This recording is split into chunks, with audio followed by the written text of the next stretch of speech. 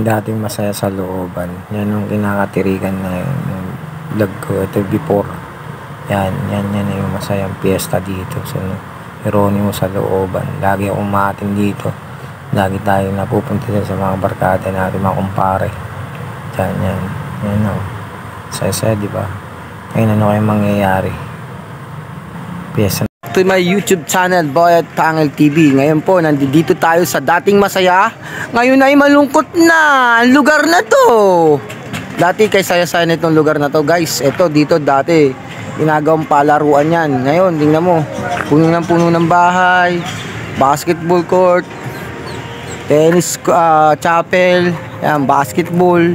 Hanggang doon sa dulo yan, guys. Yan. Dati dito piyesta ginaganap itong September 24. Ang lungkot ng lugar na to. Dati masaya to. Nakikita nyo sa lahat ng video ko to. Nung 2022 may ano rito, tugtugan, party, ganun, guys. Kaya ngayon napakalungkot na lugar na to, guys. Napakalungkot. Tignan nyo naman.